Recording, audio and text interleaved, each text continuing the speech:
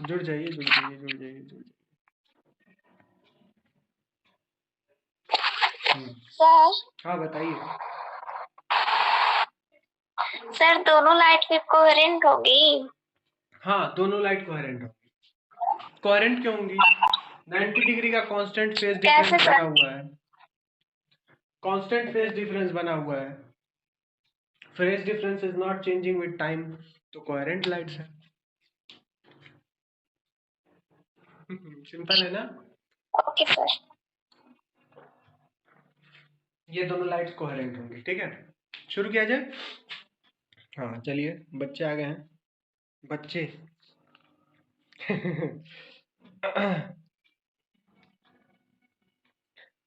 चलिए शुरू करते हैं।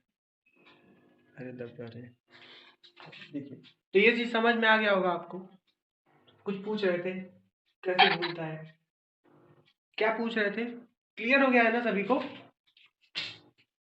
क्लियर हो गया है? सर वो सर्कुलर कैसे हो रहा था वो बात। अच्छा अच्छा अच्छा, सर्कुलर कैसे हो जाता है, यही बात। देखिए यहाँ पर अभी मैक्सिमम एम्पलीट्यूड है, ठीक है, इसका, और ये वाले का क्या है, इस वाले का 0 है, तो रिजल्टेंट क्या है, ऊपर की ओर। भैया म्यूट कर लीजिए, म्यूट कर लीजिए।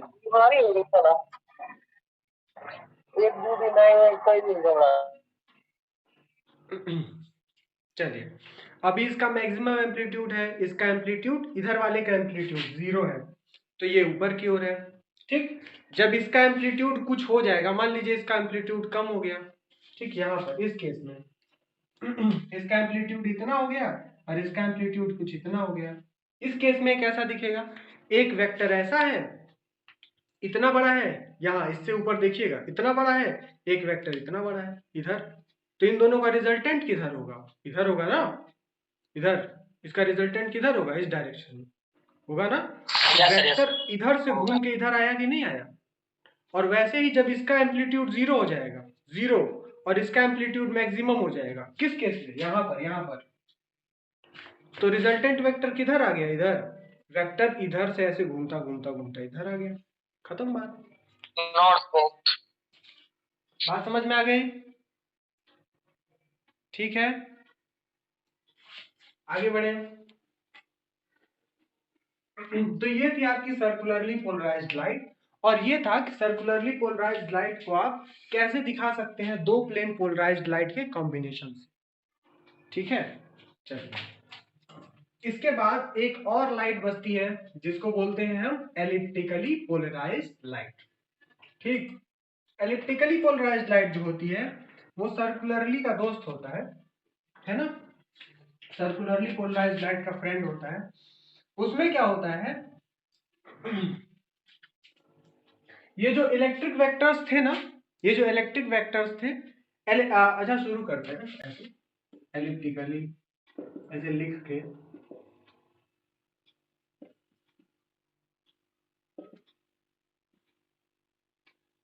Elliptically polarised light. ठीक है, अब ये कैसा दिखेगा, ऐसे जो इलेक्ट्रिक वेक्टर वाइब्रेट कर रहा है वो एक एलिप्स के फॉर्म में वाइब्रेट कर, ठीक है, ऐसे एलिप्टिकली वाइब्रेट ठीक है, इस तरह से वाइब्रेट करेगा कि आप जब यहां से देखिएगा, यहां से आप देखिएगा तो जो आपको हेलिक्स दिख रहा है, यहां से जो ऐसे हेलिक्स बनता रहेगा ऐसा वाला, ठीक, ये जो हेलिक्स आपको यहां से दिखेगा, ये हेलिक्स का क्रॉस सेक्शन सर्कुलर ना होके एक एलिप्स होगा। ठीक है, जब आप इधर से देखिएगा तो उस हेलिक्स का क्रॉस सेक्शन सर्कुलर ना होके एलिप्स होगा। बात समझ में आ रही है ना? हेलिक्स क्या होता है, देखिए ये हमारे पास स्प्रिंग पड़ा हुआ है, देखिए स्प्रिंग व्हाइट कलर का, हमारे हमारे कपड़े में तो गायब हो जा रही है स्प्रिंग, ऑप्टिकल इल्यूजन देखिए ऐसा है, आपको दिख रहा होगा ऐसा। ठीक, अब इस तरह से आप देखिएगा तो इसका क्रॉस सेक्शन आपको क्या दिख रहा है, सर्कुलर दिख रहा है ना। अब अगर यही क्रॉस सेक्शन आपको एलिप्टिकल दिखता तो उस तरह की लाइट को आप क्या क्या कहते हैं, एलिप्टिकली पोलराइज्ड लाइट। ठीक है, तो क्या होगा, इलेक्ट्रिक वेक्टर घूमेगा, इस बार भी घूमेगा, कांस्टेंट वेलोसिटी से, कांस्टेंट एंगुलर वेलोसिटी से घूमेगा, लेकिन वो क्या होगा, एक एलिप्स को ड्रॉ करते हुए चलेगा। ठीक, कैसे इसको दिखाएंगे कि ये combination of two plane polarised light है? इसमें भी सेम केस होगा, एक ई वाई ले लीजिए और एक ई जेड ले लीजिए, लेकिन मैग्नीट्यूड ई वाई और ई जेड का डिफरेंट ले लीजिए। बात समझ में आ गई? मैग्नीट्यूड ई वाई और ई जेड का डिफरेंट ले लीजिए। तो क्या होगा, एक बार ई वाई इतना बड़ा वेक्टर ड्रॉ करेगा और ई जेड अपने टाइम पर इतना बड़ा वेक्टर ड्रॉ करेगा। ठीक है, तो जब इसका रिजल्टेंट आप ड्रॉ कीजिएगा तो आपको क्या मिलेगा?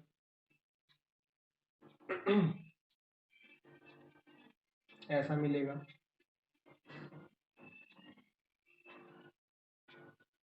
ठीक है, ये क्या होगा? एक एलिप्स होगा।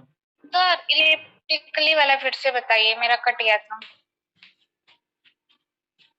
फेज 90 डिग्री हो रहा सर। फेज 90 डिग्री की है। ठीक है, सारा कुछ सेम है, बस ई वाई और ई जेड जो है वो सेम नहीं है सर ठीक है, एक बार और आपको बताते हैं। ठीक है, ध्यान से सुनिएगा, समझा देते हैं। फिगर तो बना ही हुआ है, नोट्स में भी बना हुआ है। ठीक, अब देखिए, एलिप्टिकली पोलराइज्ड लाइट के लिए दो डिफरेंट चीजें, एक ये स्केल और एक छोटा स्केल। ठीक, अब ये तो फ्रेम में नहीं आ रहा है, एक बड़ा स्केल एक छोटा स्केल। अभी एम्पलीट्यूड क्या होगा? इतना बड़ा होगा। ठीक, ये एम्पलीट्यूड है, और जब इसका फेज डिफरेंस 90 डिग्री होगा, फेज डिफरेंस 90 होगा तो रिजल्टेंट एम्पलीट्यूड घूमते घूमते जाएगा। पर जब एक 90 डिग्री फेज के बाद रिजल्टेंट एम्पलीट्यूड यहां आएगा तो ये रिप्रेजेंट करेगा भाई, छोटा वाला रिप्रेजेंट करेगा। ठीक है, समझ में आ गया? तो जब ऐसे आप बनाइएगा तो आपको क्या मिलेगा? एक मेजर एक्सिस मिलेगी, एक माइनर एक्सिस मिलेगी।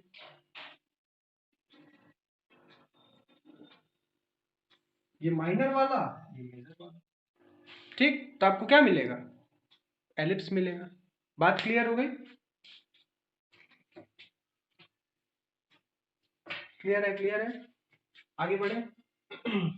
तो इस तरह से तीन तरह की पोलराइज्ड लाइट आपने देखी, एक circularly polarised light, plane polarised light और एलिप्टिकली पोलराइज्ड लाइट। ठीक है, अगर आप सर्कुलरली एज्यूम कर लिए तो एकदम same to same elliptically polarised light एकदम वैसे ही है, बस ई वाई ई जेड बराबर नहीं है। तो ई वाई ई जेड अगर बराबर होते तो आपको क्या मिलता? हेलिक्स का जो क्रॉस सेक्शन है वो सर्कुलर मिलता। लेकिन E Y E Z different होंगे तो हेलिक्स का क्रॉस सेक्शन आपको क्या मिलेगा? हेलिक्स का क्रॉस सेक्शन आपको मिलेगा एलिप्स। ठीक है, तो चलिए, ये टाइप्स ऑफ पोलराइज्ड लाइट खत्म हुआ। अब देखिए, इसीलिए हम आपको कहे थे कि अगर आपसे कोई पोलराइजेशन का डेफिनेशन पूछे तो आप ये मत बोलिएगा कि पोलराइज्ड लाइट या पोलराइज्ड लाइट वो लाइट होती है जिसका प्लेन ऑफ वाइब्रेशन, जिसका वाइब्रेशन, जिसमें इलेक्ट्रिक फील्ड का वाइब्रेशन एक ही प्लेन में होता है। क्योंकि यहां आप देखिए, यहां इलेक्ट्रिक फील्ड का वाइब्रेशन एक प्लेन में नहीं हो रहा है, नहीं ना हो रहा है। एलिप्टिकली और सर्कुलरली तो पूरा घूम रहा है, पूरे के पूरे 360 डिग्री में। ठीक है, और आगे भी बढ़ रहा है, तो ये एक प्लेन में नहीं हो रहा है। तो इसको कहते हैं कि इनका वाइब्रेशन जो हो रहा है एक पर्टिकुलर फैशन में, एक पर्टिकुलर डायरेक्शन में हो रहा है। ठीक, क्योंकि एलिप्टिकली ऐसे नौटंकी नहीं कर रहा है कि इधर घूम रहा था तब तक घूम जाए इधर, नहीं अब हम ऐसे ऐसे चलेंगे, ऐसे नहीं चल रहा है इसमें। इसमें एक प्लेन को मेंशन नहीं करेंगे, क्या करेंगे? डेफिनेशन में प्लेन को प्लेन नहीं मेंशन नहीं करेंगे। प्लेन मेंशन नहीं कीजिएगा, क्योंकि प्लेन पोलराइज्ड लाइट एक टाइप का लाइट है, पर एलिप्टिकली और वो भी लाइट है, दो तरह की लाइट है ना? तब यस सर, एलिप्टिकली लाइट भी है और आपकी वो भी लाइट है, सर्कुलरली लाइट है, जो दो अलग अलग टाइप की लाइट्स हैं जिनका प्लेन नहीं बन रहा है ना, कुछ और ही बन रहा है। ठीक, इसलिए हम कह रहे हैं कि आप कभी प्लेन ना मेंशन कीजिए, आप बोलिए इन पर्टिकुलर डायरेक्शन, इन पर्टिकुलर फैशन। अब वो पूछेंगे कैसे तुम डायरेक्शन फैशन बोल रहे हो, तो आप अपना कहानी बता दीजिए कि कैसे कैसे हम बोल रहे हैं सर, क्यों नहीं हम प्लेन मेंशन। Okay sir. ठीक है, तो चलिए, यहाँ पर टाइप्स खत्म होते हैं। अब हमको पढ़ना है production of plane polarised light, कैसे प्रोडक्शन करेंगे, है ना?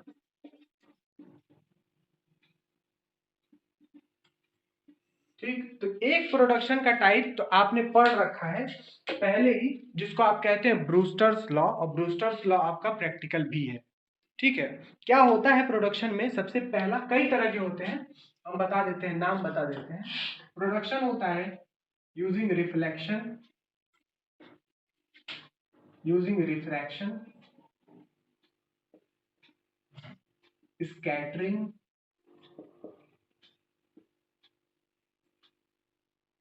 सेलेक्टिव एब्जॉर्प्शन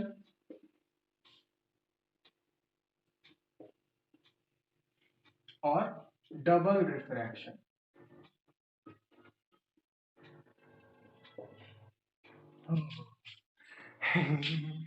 ये तो खतरनाक चीजें आ गई है ना। ये यहाँ तक तो ठीक था, ये दोनों क्या आ गया, पढ़ा जाएगा हम लोग, है ना। हम लोग ये 2-3 इंपॉर्टेंट चीजें पढ़ेंगे, एक ये पढ़ेंगे, ये भी पढ़ेंगे, ये पढ़ेंगे, ये पढ़ेंगे। सर लग रहा है कोई शस्त्र है। शस्त्र है। तो ये चारों चीज, चार चैप्टर में अलग अलग चैप्टर में बढ़ा, अलग अलग चैप्टर में नहीं है, इसी चैप्टर में। भैया क्या क्या पूछते हैं आप लोग, ठीक है। तो किस किस तरह से आप पोलराइज्ड लाइट का प्रोडक्शन कर सकते हैं, हम इसके मेथड्स पढ़ेंगे, ठीक है, कैसे कैसे कर सकते हैं, ठीक है। बहुत इजी है, आगे देखेंगे, कई चीज आप पढ़े हुए हैं। आइए सबसे पहले हम लोग देखते हैं कि production of plane polarised light या production of polarised light using reflection, ठीक है। आपने पढ़ा हुआ है पहले भी। क्या होता है कि मान लीजिए एक आप सरफेस लेते हैं, इसका रिफ्रैक्टिव इंडेक्स μ1 है, इसका रिफ्रैक्टिव इंडेक्स μ2 है, ठीक, एंड μ2 ग्रेटर देन μ1, ठीक, μ2 इज ग्रेटर देन μ1।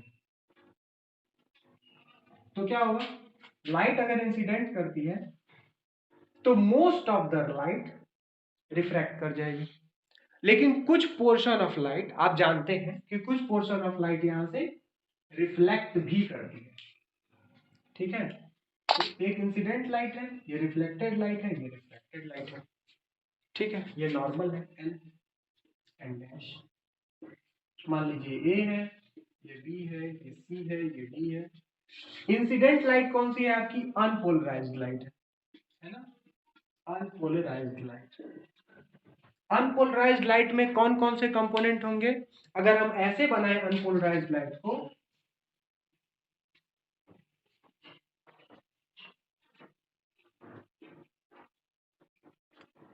तो किसी को कोई दुख होगा। देखिए ऐसे बनाया है, बीच में डॉट बना है, नो सर। किसी को कोई प्रॉब्लम नहीं सर, सही है, नो ठीक है ना। हम आपको बताएं अनपोलराइज्ड लाइट को आप दो परपेंडिकुलर पोलराइज्ड लाइट्स के फॉर्म में दिखा सकते हैं, ठीक है। तो एक पोलराइजेशन ऐसा है, दूसरा पोलराइजेशन इन द प्लेन है। दो तरह की पोलराइज्ड लाइट है जिनको आप दिखा सकते हैं, ठीक। अब देखिए क्या होता है कि इसको ऑब्जर्व किया गया कि जब रिफ्लेक्शन होता है ना, रिफ्लेक्शन के बाद आपको इधर इधर रिफ्लेक्टेड और रिफ्रैक्टेड कंपोनेंट में क्या होता है, इधर ये वाला जो कंपोनेंट है जो इन द प्लेन है वो कम हो जाता है, एब्जॉर्ब हो जाता है, ठीक है, ये वाले में। तो इसमें क्या होगा, इधर कंपोनेंट में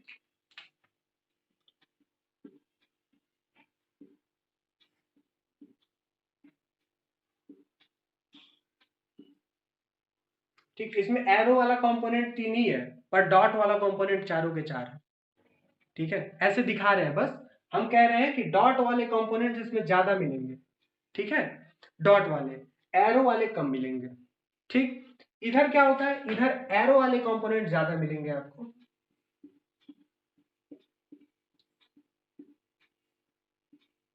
डॉट वाले कम ही मिलेंगे, 1 2 3 बहुत है। बात समझ में आ गया। तो ये ऑब्जर्व किया कि रिफ्लेक्शन और रिफ्रैक्शन के बाद क्या होता है, इधर जो है इन प्लेन वाले, इन द प्लेन वाले कंपोनेंट्स ज्यादा मिलते हैं, ठीक, और इधर परपेंडिकुलर टू द प्लेन वाले कंपोनेंट्स ज्यादा मिलते हैं। बात समझ में आ गई। ये ऑब्जर्वेशन था कि रिफ्लेक्शन और रिफ्रैक्शन के बाद ऐसा होता है, ठीक। एक और चीज देखी गई, इसको ब्रूस्टर ने देखा, क्या देखा कि सर एक बार और बता दीजिएगा। हम कह रहे हैं ये रिफ्लेक्शन और रिफ्लेक्शन कह रहे हैं कि ये अनपोलराइज्ड लाइट है। इसमें कौन कौन से कंपोनेंट है, इसमें देखिए एक डॉट कंपोनेंट है और एक इन प्लेन कंपोनेंट है, एक इन प्लेन कंपोनेंट है, एक परपेंडिकुलर कंपोनेंट है, दिख रहा है, ठीक। अब ये लाइट जब इंसिडेंट कर रही है तो इंसिडेंट में रिफ्रैक्ट हो रही है। रिफ्रैक्शन वाले जो कंपोनेंट्स हैं उसमें देखिए इन प्लेन वाले कंपोनेंट ज्यादा है और परपेंडिकुलर कंपोनेंट्स कम है ना। डॉट देखिए इसमें कम है, ठीक, लेकिन इसमें एरोज ज्यादा है। इस इधर वाले में क्या होता है, जो रिफ्लेक्ट कर गई लाइट उसमें डॉट ज्यादा है, यानी परपेंडिकुलर कंपोनेंट ज्यादा होते हैं और एरो वाले कंपोनेंट्स कम होते हैं। बात समझ में आ गई? क्लियर है? सर रिफ्लेक्ट Yes, या रिफ्रैक्ट करने पे भी अनपोलराइज्ड लाइट ही होगा वो। हाँ, अनपोलराइज्ड ही होगा। ठीक है, अभी बताएंगे कब पोलराइज्ड हो जाएगा। ठीक है, देखा गया कि ऐसा मिल रहा था यहाँ पर, ठीक, देखा गया कि एक पर्टिकुलर एंगल जब आप ले लें, मान लीजिए ये पर्टिकुलर एंगल आई बी है, ठीक है, क्योंकि ब्रूस्टर ने ये एंगल बताया था तो इसको आई बी कह दिया गया। एक पर्टिकुलर एंगल आई बी जब आप ले रहे हैं तो क्या हो जा रहा है कि ये पिक्चर तो क्लियर होगी। एक पर्टिकुलर एंगल आई बी लेने के बाद यहां तो कुछ ऐसा ही मिल रहा है, पर यहाँ के ये सो जो कंपोनेंट्स हैं, जो इन प्लेन वाले कंपोनेंट्स हैं, वो सब गायब हो जा रहे हैं, सारे कंपोनेंट्स, और ये लाइट कंप्लीटली पोलराइज्ड हो जा रही है। ठीक, समझ में आ गया? तो ये जो पर्टिकुलर एंगल है, पर्टिकुलर इंसिडेंट एंगल है, इस पर्टिकुलर इंसिडेंट एंगल को क्या कहते हैं? आई बी या आई पी, पोलराइजिंग एंगल या ब्रूस्टर एंगल कहते हैं। ठीक है, क्या कहते हैं? ब्रूस्टर एंगल या पोलराइजिंग एंगल।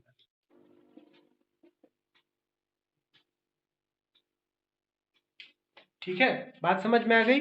तो हम क्या बोल रहे हैं कि पोलराइजेशन बाय रिफ्लेक्शन में क्या हो रहा है कि जब हम एक पर्टिकुलर किसी भी एंगल पे गिराएंगे तो क्या होता है, रिफ्लेक्टेड कंपोनेंट में परपेंडिकुलर वाले जो पोलराइज्ड कंपोनेंट है वो ज्यादा होते हैं, जबकि रिफ्रैक्टेड में क्या होते हैं, इन प्लेन वाले कंपोनेंट ज्यादा होते हैं।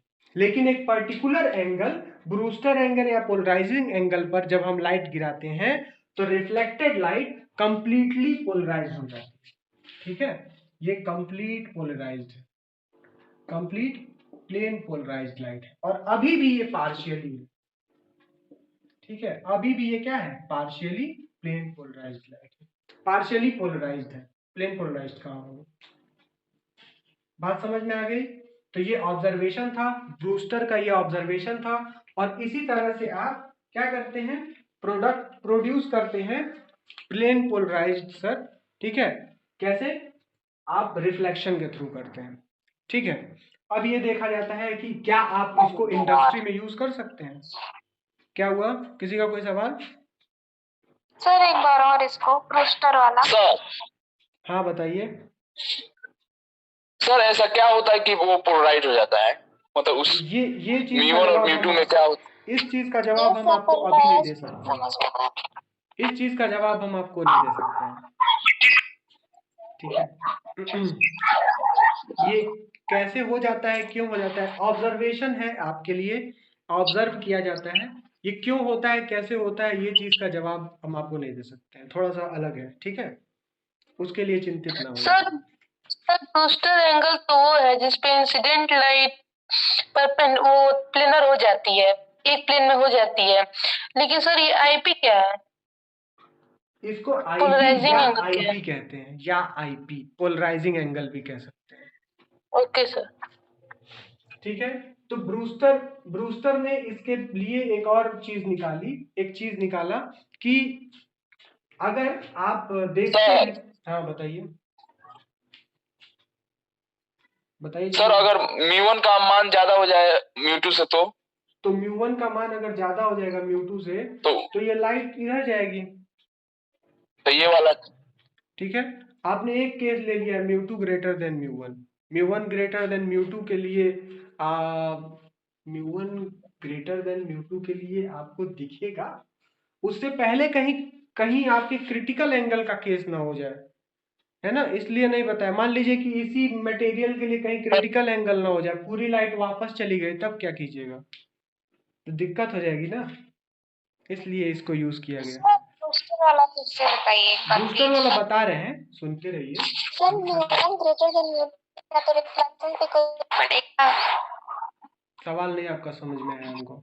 सुनाई नहीं दे रहा है, सुनिए। इंडस्ट्री में क्या इसको यूज कर सकते हैं, रिफ्लेक्शन के मेथड को इंडस्ट्री में यूज कर सकते हैं? तो जवाब है नहीं कर सकते। क्यों नहीं कर सकते? इसका आंसर ये है कि ये जो रिफ्लेक्टेड कंपोनेंट है, आप चूंकि रिफ्रैक्शन देख रहे हैं ना, देख तो आप रिफ्रैक्शन रहे हैं, तो क्या होता है, लाइट इंसिडेंट करेगी तो बहुत सारा पोर्शन रिफ्रैक्ट हो जाएगा, बहुत थोड़ा सा पोर्शन ही रिफ्लेक्ट बैक होता है। तो ये इंटेंसिटी बहुत कम है, क्योंकि इंटेंसिटी बहुत कम है इसलिए इसका इंडस्ट्री में यूज नहीं करते हैं। ठीक है, आइए जरा हम देखते हैं ब्रूस्टर्स लॉ क्या होता है। ठीक है, ये चीज तो हो गया ब्रूस्टर्स लॉ, ये देखते हैं।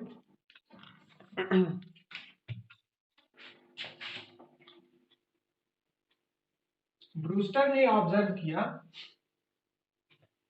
दो तरीके से आप दिखा सकते हैं। कई बार पूछता है proof, state and proof Brewster's law, या ब्रूस्टर्स लॉ क्या होता है। ठीक, ब्रूस्टर ने दो चीजें ऑब्जर्व की। पहली चीज क्या बताई, बोली कि अगर आप चाहते हैं कि आपको प्लेन पोलराइज्ड लाइट मिले, ठीक, तो इंसिडेंट ये है, रिफ्लेक्टेड ये है। ठीक, ये आई बी ले लीजिए, बी आई बी। आप चाहते हैं कि आपको प्लेन पोलराइज्ड लाइट मिले,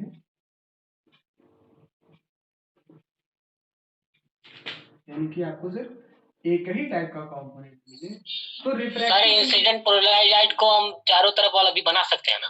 चारों तरफ वाला भी बना सकते हैं, लेकिन इसमें चूंकि ये चीज कंपोनेंट हम देखते हैं इसीलिए इसको ऐसा बनाएंगे। ठीक, μ2 अपॉन μ1 μ2। ठीक, तो बोला ब्रूस्टर ने बताया कि आप क्या एंगल लें, है ना, क्या एंगल आप लें कि आपको पोलराइजेशन दिखने लगे। तो उन्होंने कहा कि आप ले लीजिए IB is equals to tan inverse μ2 upon μ1। ठीक है, या IB is equals to tan inverse mu ले लीजिए। ठीक, tan इनवर्स म्यू ले लीजिए। ये एंगल अगर आप ले लिए, μ2 अपॉन μ1 का रिफ्रैक्टिव इंडेक्स जो भी है उसका tan इनवर्स ले लीजिए, तो वही एंगल आप रखिए, वो एंगल आप रखिएगा तो आपको पोलराइज्ड लाइट मिलेगी। ठीक है, या इसको ऐसे भी कहते हैं mu is equals to tan IB। ठीक है, इसी को क्या कहते हैं, ब्रूस्टर्स लॉ। बात समझ में आ गई, ये ब्रूस्टर्स लॉ है। ठीक, दूसरी चीज ब्रूस्टर ने क्या ऑब्जर्व की थी कि जब आपका ये फिनोमिना होता है, यानी रिफ्लेक्शन, IB को सर थीटा बी भी लिख सकते हैं क्या? आप कुछ भी लिख सकते हैं। ठीक है, आप कुछ भी लिख सकते हैं, IB IP थीटा बी कुछ भी लिखिए। एक और चीज उन्होंने ऑब्जर्व की, उन्होंने क्या ऑब्जर्व की, ABCD DN। ठीक, एक चीज उन्होंने ऑब्जर्व की, ये ऑब्जर्व की कि जब ये फिनोमिना हो रहा है तो रिफ्लेक्टेड रे और रिफ्रैक्टेड रे, कौन कौन सी रे, रिफ्लेक्टेड रे यानी BD और रिफ्रैक्टेड रे BC, इन दोनों के बीच का एंगल क्या हो जा रहा है, 90 डिग्री हो जा रहा है। बात समझ में आ गई, रिफ्लेक्टेड और रिफ्रैक्टेड रे के बीच का एंगल 90 डिग्री हो जा रहा है, यानी BD is perpendicular to BC, BD और BC के बीच में 90 डिग्री का एंगल हो जा रहा है। ठीक है, तो पूछता है कि कैसे आप प्रूफ कीजिएगा ब्रूस्टर्स लॉ, तो आपको दोनों में से कोई एक चीज माननी है। या तो आप मान लीजिए mu is equals to tan IB और यहां से आप लॉ लगाकर दिखा दीजिए कि BD और BC के बीच में 90 डिग्री का एंगल बन रहा है, वो से भी दिख जाएगा। ठीक, या फिर आप पहले ये मान लीजिए फिर ये दिखा दीजिए। ठीक, तो आइए एक चीज हम दिखाते हैं, कैसे दिखाएंगे। सर यूनिवर्सिटी के एग्जाम में प्रूफ पूछेगा ये वाला? हाँ, एक दो बार मतलब पूछा है एक दो बार। Okay sir. हाँ। Okay sir. तो देखिए, आपने बोला कि रिफ्लेक्टेड और रिफ्रैक्टेड रे के बीच में 90 डिग्री का एंगल है। ठीक है, इंसिडेंट अगर IB है तो रिफ्लेक्टेड क्या होगा, IB ही होगा, और ये क्या होगा, ये R मान लीजिए, R। ठीक, अब यहाँ पर आप लॉ लगाना शुरू कीजिए, क्या होता है, म्यू इज इक्वल्स टू क्या हो जाएगा, sine I upon sine r, ठीक। μ2 अपॉन μ1 मान लिया है कि इन दोनों के बीच में 90 डिग्री है, ठीक है, ऐसा मान लिया है। तो आप इसको लिख सकते हैं μ2 upon μ1 is equal to sine i upon sine r from Snell's law, ठीक।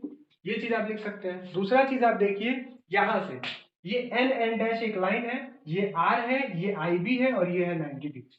तो आप लिख सकते हैं r plus IB plus 90 degree is equal to 180 degree, ठीक है। और आप लिख सकते हैं r is equal to 180 degree minus IB, 90 minus I, 180 minus 90 हो जाएगा 90 डिग्री माइनस आई। यहां से आप रिफ्लेक्टेड रे के लिए आप लिख सकते हैं, ठीक। यही चीज आपने माना है कि इंसिडेंट और रिफ्लेक्टेड के बीच में 90 डिग्री है, यहीं से आपको ये चीज आई है, ये लाइन आई है।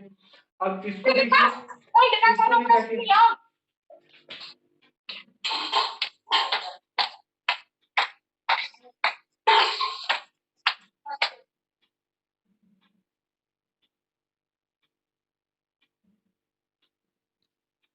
चलिए अब यही r की वैल्यू आप यहां ले जाके रख दीजिए, क्या आ जाएगा μ2 upon μ1 is equal to sine i क्या है, IB है ना, IB अपॉन साइन r क्या है 90 degree minus IB, 90 degree minus theta क्या होता है, cos थीटा होता है, cos IB upon cos IB यानी क्या आ जाएगा tan IB।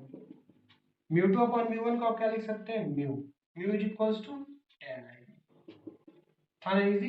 यही चीज पूछता है कभी कभी 2 नंबर में, आपको यही दिखा देना है, ठीक है। तो tan IB is equals to μ2 upon μ1 हो गया, यही आपका ब्रूस्टर्स लॉ है। तो इस तरीके से आप प्रोड्यूस कर सकते हैं plane polarised light using reflection. किसी को कोई डाउट है, कोई परेशानी है? क्लियर है ना, बहुत इजी है, आप तो 12th में भी पढ़े इसको। Sir IB plus R 90 degree होगा, हाँ सर ठीक। क्लियर हो गया? क्लियर हो गया?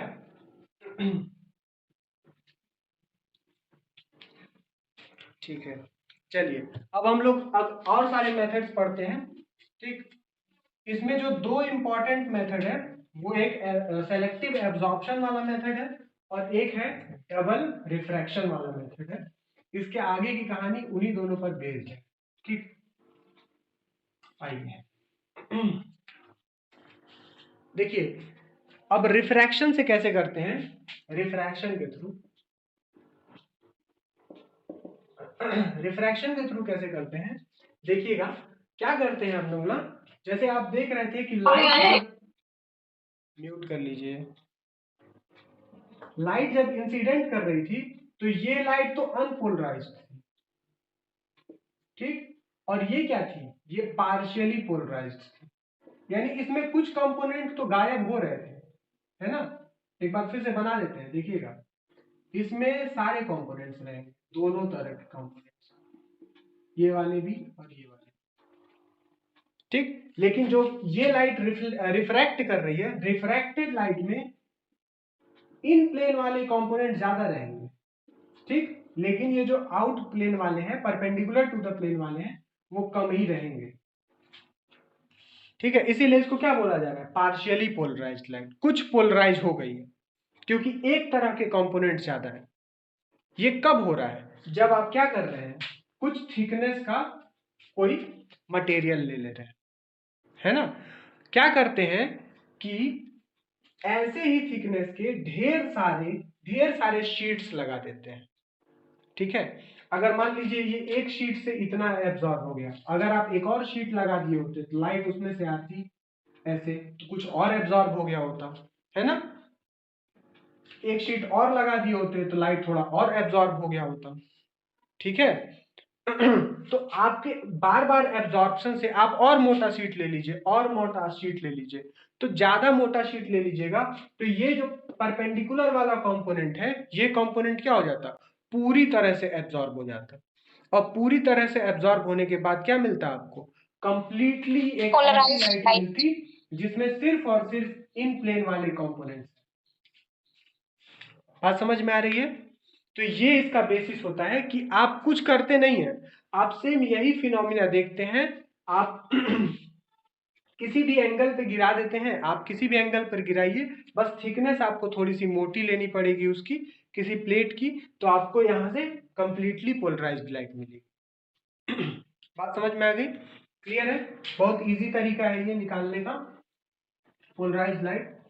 अब इसके बाद हम लोग स्कैटरिंग आप लोग पढ़ लीजिएगा, ये भी हमारे नोट्स में नहीं है, ये रिफ्रैक्शन वाला भी नहीं है, स्कैटरिंग वाला भी नहीं है ना।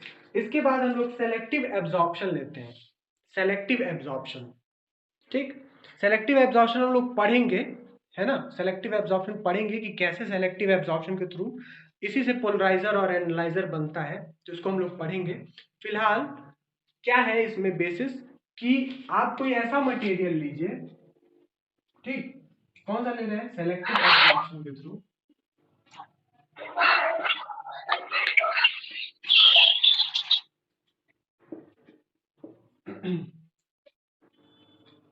मान लीजिए कोई एक ऐसा मटेरियल है जो क्या कर रहा है कि एक हॉरिजॉन्टल वाली है, ऐसे लाइट रे जा रही है, एक परपेंडिकुलर वाली है, एक इन प्लेन वाली है और एक नॉर्मल वाली है, ये दोनों है।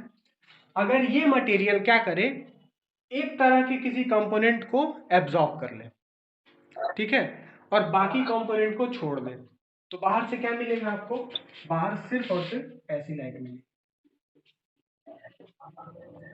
ठीक है, ये मटेरियल क्या कर रहा है, एब्जॉर्ब कर ले रहा है, एब्जॉर्ब कर ले रहा है।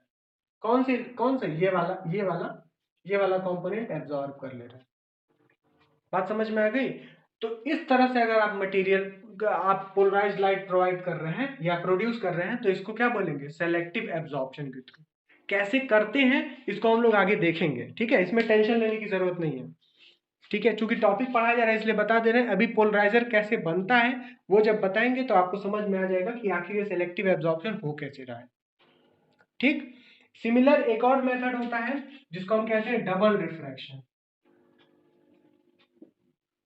डबल रिफ्रैक्शन ये भी बहुत गजब का मेथड है, एकदम सिर के ऊपर से आपके निकल जाएगा। ठीक, देखिएगा, एक लाइट रे जाती है, ठीक, अगर ये एक ऐसा मटेरियल है जो डबल रिफ्रैक्शन दिखाता है, ठीक, एक ऐसा मटेरियल है जो डबल रिफ्रैक्शन दिखाता है, ऐसे मटेरियल को हम लोग बाई रेफ्रिंजेंट मटेरियल कहते हैं। ठीक, बाई रेफ्रिंजेंट मटेरियल कहते हैं।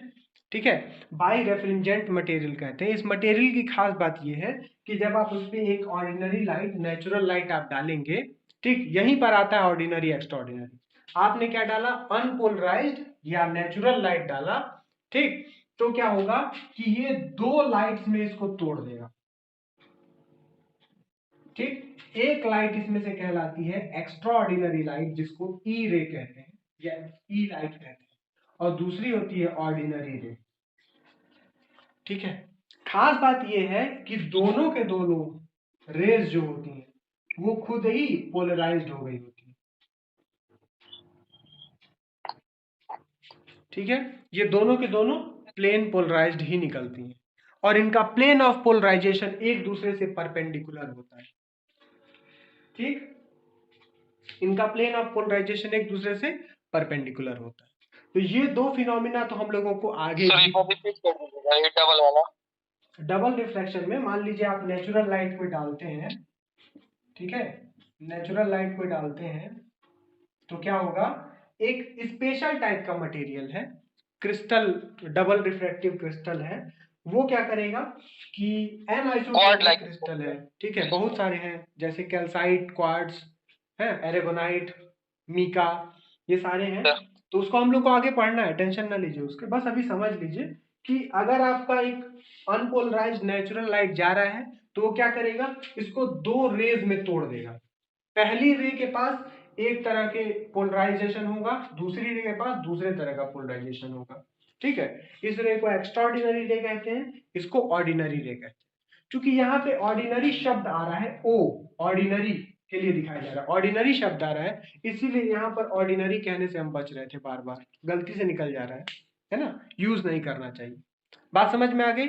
तो ये मेथड था सेलेक्टिव एब्जॉर्प्शन का और डबल रिफ्रैक्शन का। ये दोनों